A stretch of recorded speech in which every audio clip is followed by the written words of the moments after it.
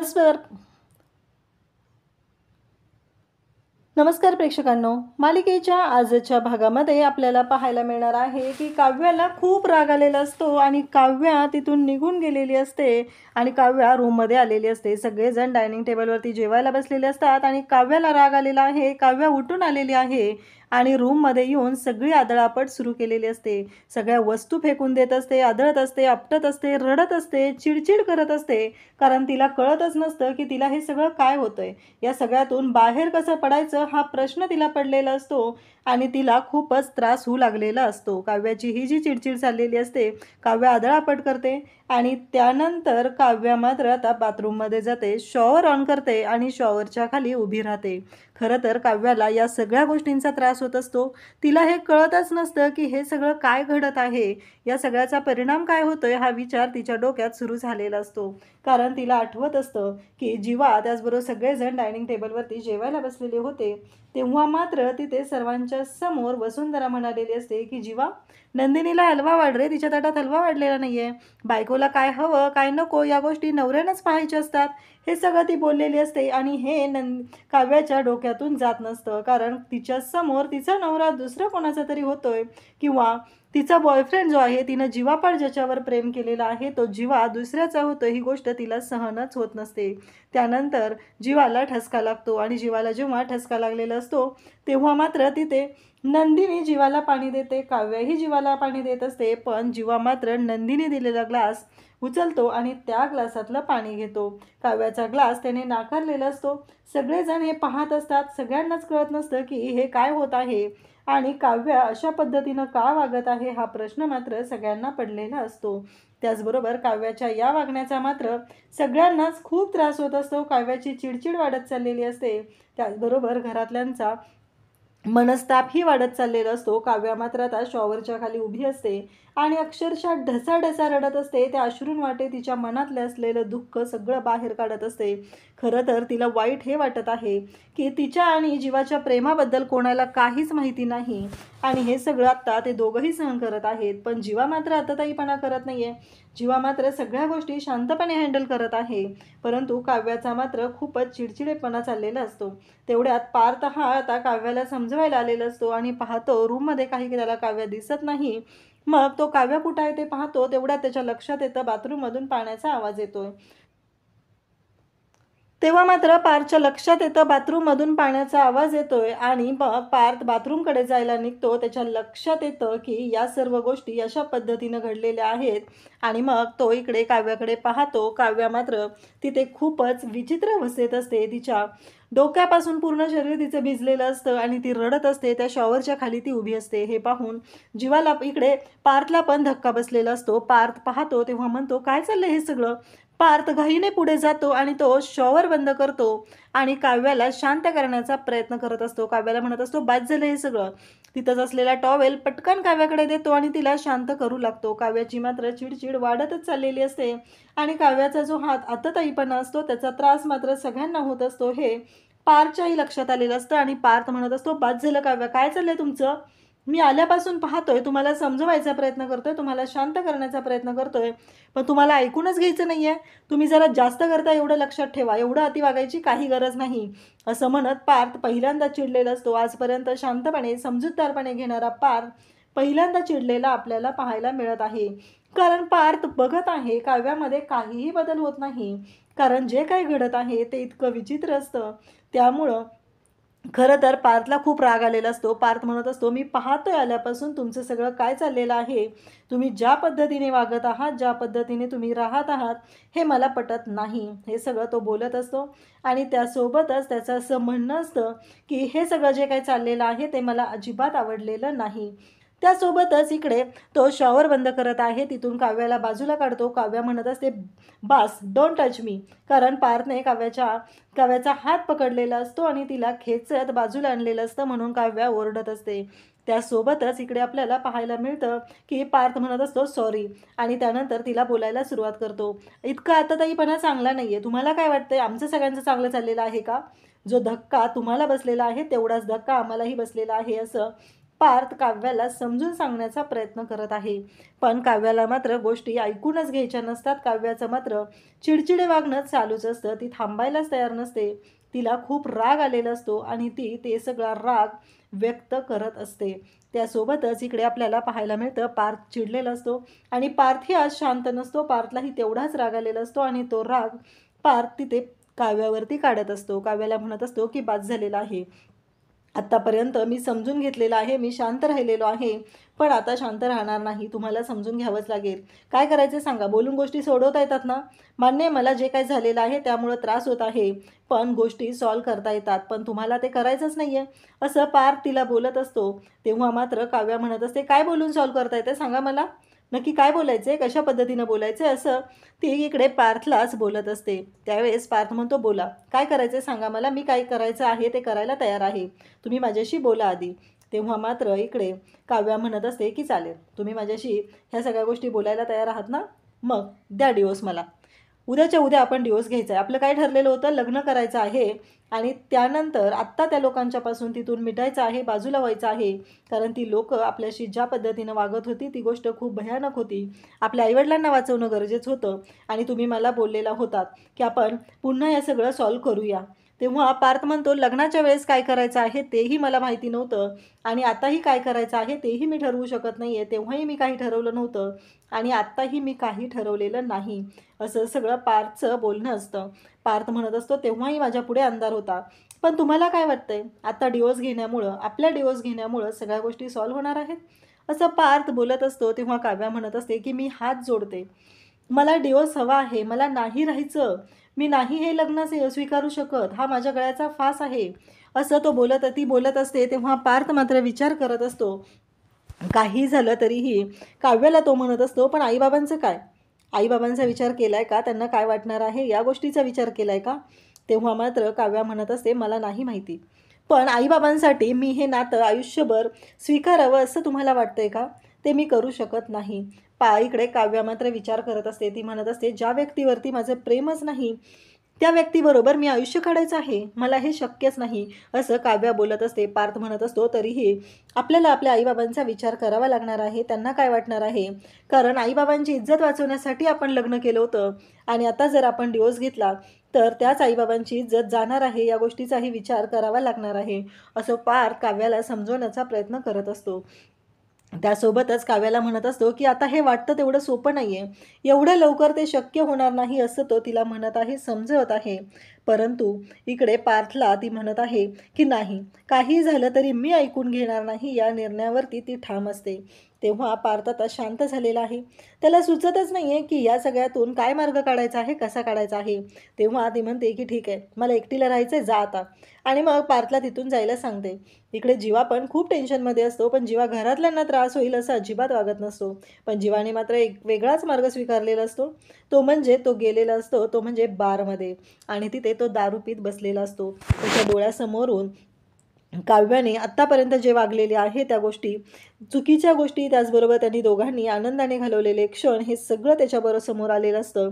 मंदिरात पहाटे जाऊन काव्याने त्यांच्या दोघांच्या लग्नासाठी दिवा लावलेला असतो. त्यांच्या दोघांचं लग्न व्हावं, सगळं व्यवस्थित व्हावं यासाठी काव्या मंदिरात जाऊन पूजा करायची, अगदी मनोभावे पूजा करायची, दिवा लावायची, त्याचबरोबर जीवालाही ती बोलवायची, दोघं मिळून पूजा करायचे. हे सगळं ते दोघंजण मनापासून करायचे, हे सगळं तिला आठवत असतं. त्याचबरोबर ते दोघंही खूप खुश असायचे. ह्या सगळ्या गोष्टी त्याला आठवत असतात. परंतु जेव्हा लग्नाच्या दिवशी पार्थ जीवा हा नंदिनीला घेऊन आला आणि पाहतो तर काय, काव्याचं लग्न झालेलं होतं, काव्याच्या गळ्यामध्ये ते मंगळसूत्र होतं आणि ते पाहून जीवाला जो धक्का बसलेला असतो, तो धक्का इतका मोठा असतो की जीवाला कळायचं बंद झालेलं असतं. तो क्षण त्याच्या डोळ्यासमोर येतो आणि त्यावेळेस त्याने तिथे काव्याच्या गळ्यामध्ये ते मंगळसूत्र पाहिलेलं असतं आणि जीवाने तिला सांगितलेलं असतं की काव्या, काढ हे मंगळसूत्र, आत्ताच्या आत्ता आपण बाहेर जाऊया आणि आपल्या घरातल्या सगळ्यांना आपल्या नात्याबद्दल सांगूया, आणि त्याने तिला ते मंगळसूत्र काढायला सांगितलेलं असतं. पण तेव्हा मात्र मूर्ख काव्या ही नकार देते आणि या गोष्टीचा त्रास जीवाला होऊ लागलेला असतो आणि जीवा आता दारू पीत बसलेला असतो. त्यासोबतच आता काव्या त्याच्याकडे आलेली असते आणि म्हणत असते की जीवा, आत्ता आत्ता मी पार्थला डिवोर्स देते, तू नंदिनी ताईला डिवोर्स दे आणि आपण दोघं एकत्र येऊया. पण जीवा म्हणत असतो की आता वेळ गेलेली आहे. त्यासोबतच त्याला आठवत असतं की नंदिनीच्या ताटामध्ये हलवा वाढल्यानंतर काव्याची रिॲक्शन, त्याचबरोबर ठसका लागल्यानंतर नंदिनीने मला पाणी दिलं आणि मी नंदिनीने दिलेलं पाणी घेतलं तेव्हा असणारी काव्याची रिॲक्शन, या सर्व गोष्टी आता जीवाला आठवत असतात आणि जीवाला त्याच गोष्टीचा त्रास होत असतो. त्यालाही जाणवत असतं की हे सगळं चुकीचं घडत आहे, हे असं नाही घडलं पाहिजे. परंतु आता या सगळ्यातून मार्ग कसा काढायचा हेच त्याला सुचत नसतं आणि त्याच गोष्टींचा विचार तो करत बसलेला असतो. त्याचबरोबर आपल्याला पाहायला मिळतं की इकडे जीवा दारू पीत बसलेला आहे. पार्थ आता टेरेसवर आलेला आहे, तो विचार करत आहे आणि त्याचबरोबर पार्थच्या पाठीमागे आलेली असते ती म्हणजे रम्या. रम्या वाटच बघत असते आपल्याला कधी संधी मिळणार आहे आणि आपण पार्थशी जाऊन कधी बोलायचं आहे, पार्थच्या सोबत वेळ घालवायचा आहे, या गोष्टींचा विचार रम्या मात्र करत बसलेली असते. तेव्हा पार्थ तिथे येतो आणि पार्थ तिच्याकडे पाहत असतो. तेव्हा रम्या म्हणते, हे घे, तुझ्यासाठी सिनेमन कॉफी आणलेली आहे, तुला याच वेळी कॉफी लागते ना, हे सगळं मला माहिती आहे, म्हणूनच ही कॉफी मी तुझ्यासाठी आणलेली आहे. तेव्हा पार्थ म्हणतो की मला नको आहे कॉफी. तेव्हा रम्या म्हणते की घे ना, मला माहिती आहे, तुझ्या सवयी मला माहिती आहे, तुला कॉफी हवी असते हेही मला माहिती आहे.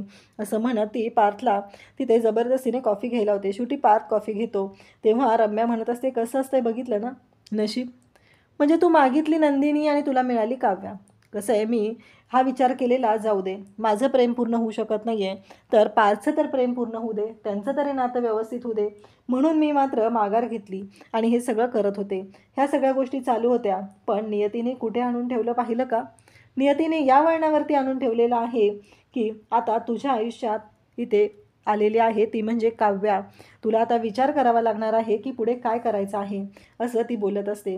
आणि त्यावेळेस मात्र पार्थ तिच्याकडे पाहत असतो. पार्थला मात्र खूप राग आलेला असतो आणि रम्या मात्र त्याला वाईट वाटेल असं बोलत असते. त्यासोबतच आपल्याला पाहायला मिळतं की पार्थ या सर्व गोष्टी बोलत असतो, पाहत असतो, तेव्हा मात्र त्याला खूप मोठा धक्का बसलेला असतो आणि रम्या म्हणत असते, सॉरी सॉरी, मला तसं नव्हतं म्हणायचं, माझ्या तोंडातून बोलून गेलेलं आहे. म्हणजे तिनं जे वाक्य बोललेली असते, तुझ्या आयुष्यात तुला हवी होती नंदिनी आणि मिळाली काव्या, ह्या वाक्याचं पार्थला वाईट वाटलेलं असतं. तेव्हा ती म्हणत असते, पण पार्थ, तुझ्या मनात जे काही चालू आहे तू बिनधास्तपणे माझ्याशी बोलू शकतोस. आणि नेमकी आता नंदिनी फोनवर बोलत आलेली असते आणि नंदिनीनं पाहिलेलं असतं की रम्याचा हात हा पार्थच्या खांद्यावरती ठेवलेला असतो आणि ते त्याच्याशी बोलत असते. तेव्हा मात्र पार्थ पण इकडे नंदिनीकडे पाहत असतो. नंदिनी म्हणत असते की सॉरी सॉरी, म्हणजे मी असं यायला नको होतं, पण मला नव्हतं माहिती. तेव्हा रम्या म्हणते, नाही गं, आम्ही सहजच बोलत होतो, बोल ना तू.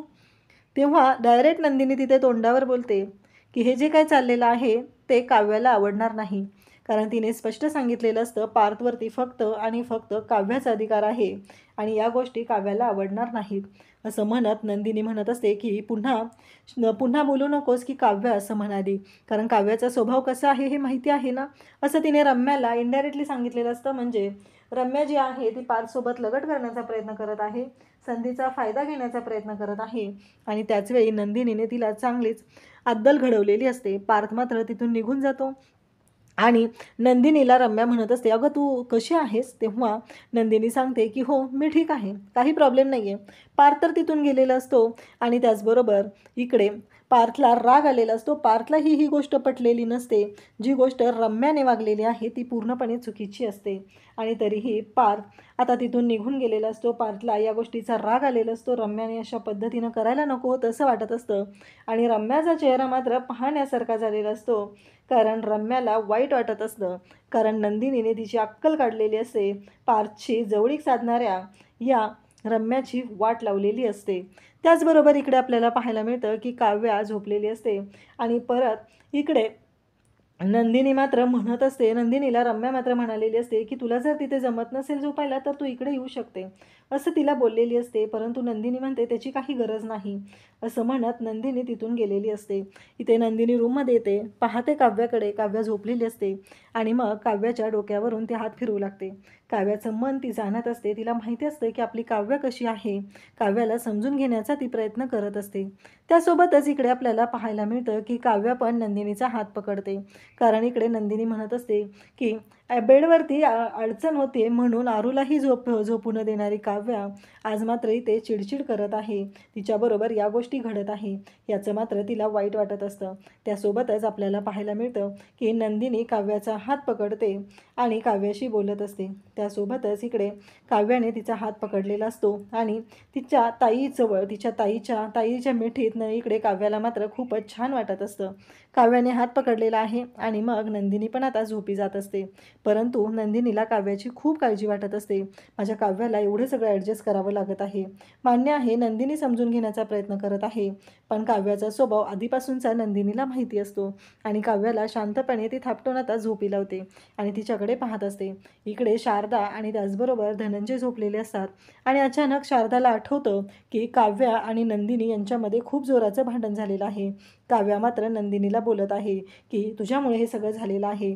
तेव्हा नंदिनी पण तिला जाब विचारत आहे आणि शारदा धावत एकदम ओरडतच उठते आणि काव्या नंदिनी भांडू नका गं भांडू नका असं तिचं बोलणं चाललेलं असतं.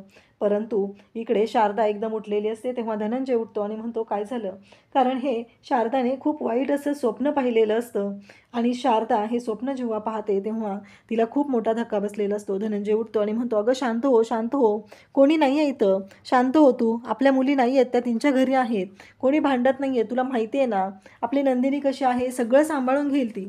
तेव्हा शारदा म्हणत असते की नंदिनीशी माझं बोलणं झालेलं आहे, पण काव्याचं मला कळत नाही आहे की काव्या नक्की काय करणार आहे.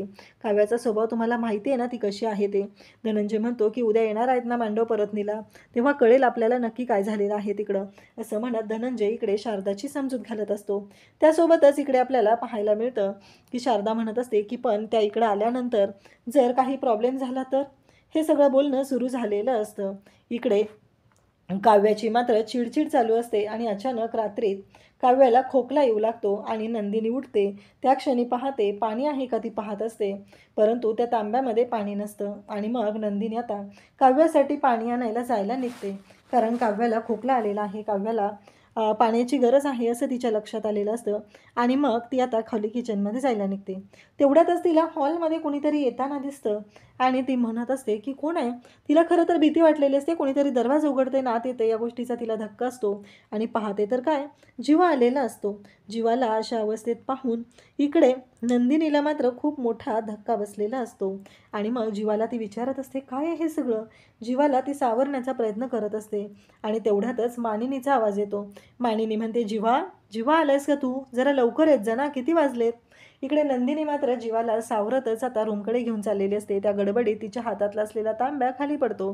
तेव्हा ती म्हणत असते की आई झोपा तुम्ही, मी आहे, माझ्याकडूनच हे पडलेलं आहे भांडं, मी सावरते हे सगळं, असं ती सांगत असते. जीवाला घेऊन ती रूमकडे जात असते, पण मानिनीला मात्र जीवाचा आवाज ऐकायचा असतो, पण तिला काही जीवाचा आवाज ऐकू येत नसतो. नंदिनीने परिस्थिती हँडल केलेली असते. दुसऱ्या दिवशी सकाळी नंदिनीने 2 ग्लास भरून आणलेले असतात. जीवा उठलेला असतो, जीवाला गुड मॉर्निंग बोलते आणि तो ग्लास जीवाच्या हातामध्ये देते. तेव्हा मात्र जीवाला म्हणत असते की हे घ्या.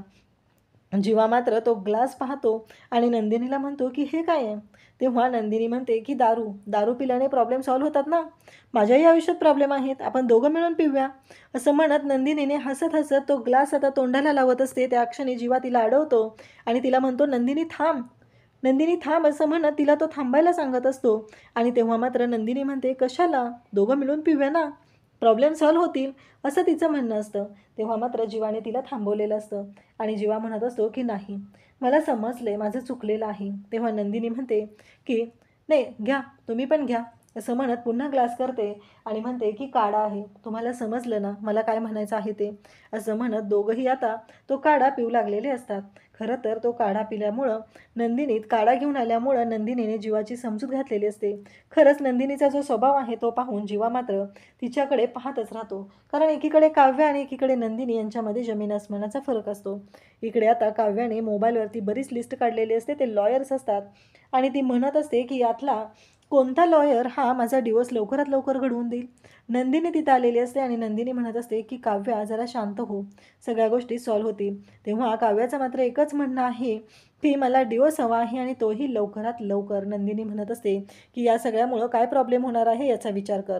आता पार्थने पण काव्याला स्पष्टपणे सांगितलेलं आहे की मी तुला डिवोर्स देणार नाही आणि नंदिनीचंही तेच म्हणणं आहे. काव्या मात्र आता भयानक चिडलेली आहे. काव्याचा राग अनावर होत असतो. तिला काही करून या लग्नातून मार्ग काढायचा आहे, मोकळं व्हायचं आहे. त्यासाठी तिचे प्रयत्न चाललेले असतात. अशाच अपडेटसाठी चॅनलला सबस्क्राईब करा. थँक्यू.